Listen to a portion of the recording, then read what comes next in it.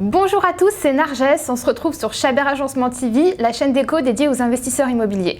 Alors aujourd'hui, on va voir ensemble comment déclencher le coup de cœur lors de la première visite. Vous le savez, en tant qu'investisseur, la première visite est très importante. Vous pouvez louer dès la première visite. Bien organiser votre visite, cela vous permettra de louer très vite. Or, louer vite, c'est gagner du temps et de l'argent. Donc, vous n'aurez pas à vous déplacer régulièrement pour faire des visites et vous pourrez encaisser les loyers beaucoup plus rapidement. Petit conseil préalable, afin d'avoir un maximum de demandes de visite, n'oubliez pas de faire de très belles photos de votre appartement. Des photos professionnelles, c'est vraiment le mieux. Donc dans cette vidéo, je vais vous donner 3 principaux conseils pour déclencher le coup de cœur dès la première visite. Premier conseil, organisez votre circuit de visite. Deuxième conseil, organisez la visite au bon moment. Troisième conseil, créez une ambiance cosy. Alors, pour le premier conseil, organisez un circuit de visite.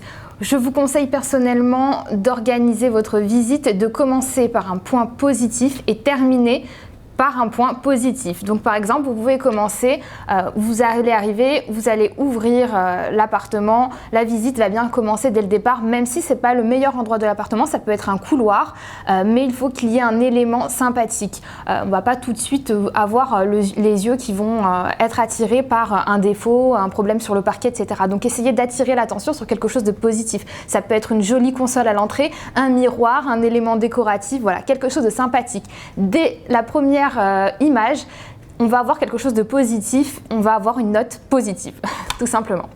Ensuite, organisez votre visite de façon à ce que la dernière chose qui va rester en tête pour le locataire, le futur locataire, ce sera aussi quelque chose de positif. Donc, gardez par exemple l'apothéose, le meilleur point de votre appartement. Ça peut être par exemple cerise sur le gâteau, il y a un balcon, cerise sur le gâteau, il y a un billard, voilà. Je vous donne un exemple comme ça. Donc voilà, essayez, si possible en tout cas, de terminer par une note positive.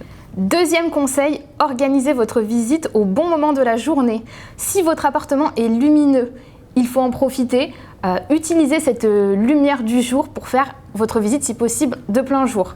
Donc bon, c'est vrai que vous pouvez vous dire oh, j'ai pas le temps, je travaille, etc. Mais prenez le temps de mettre en valeur votre appartement et d'utiliser les avantages de votre appartement. S'il est lumineux, prenez quand même un petit peu de temps, faites la visite si possible en pleine journée et vous verrez, vous n'aurez pas à vous déplacer une seconde fois. Si à contrario, votre appartement est peu lumineux, pas de problème, jouez sur les luminaires, faites la visite le soir justement pour pas mettre en avant le fait que votre appartement est peu lumineux.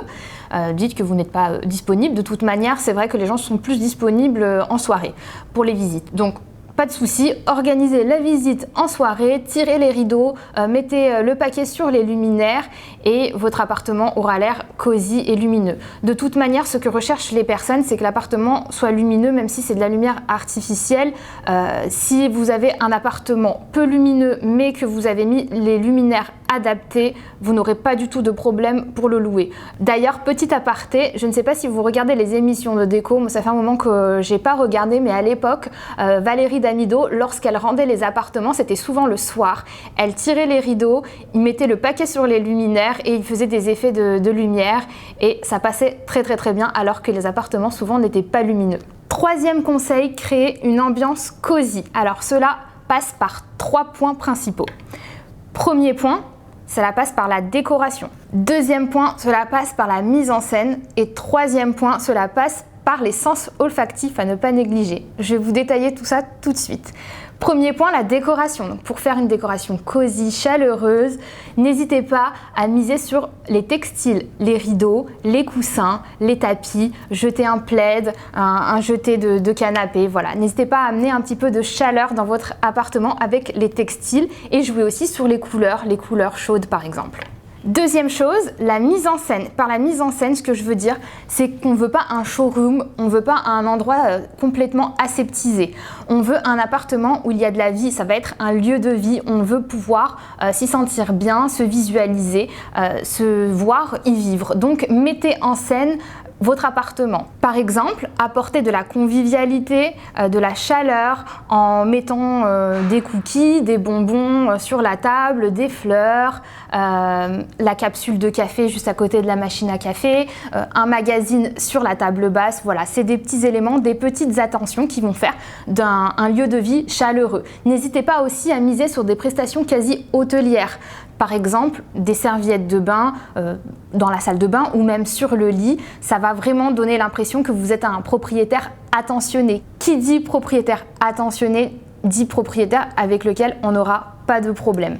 Troisième point, les sens olfactifs, à ne vraiment pas négliger. Donc comme pour la mise en scène, au-delà d'un aspect purement esthétique, les sens olfactifs et le fait d'avoir un environnement cosy, un environnement avec des prestations quasi hôtelières, ça va vraiment jouer sur l'inconscient des personnes. Donc voilà, vous allez aller chercher l'inconscient des personnes, ça va donner un message, comme je vous le disais précédemment, un propriétaire attentionné avec qui on veut passer parce qu'on sait qu'on n'aura pas de problème. Les sens olfactifs, c'est pareil, on ne sait pas pourquoi, mais on va se sentir bien tout de suite. Quand on rentre dans un appartement et qu'il sent bon, qu'il sent frais, ça nous donne l'impression qu'il est propre, qu'il est sain.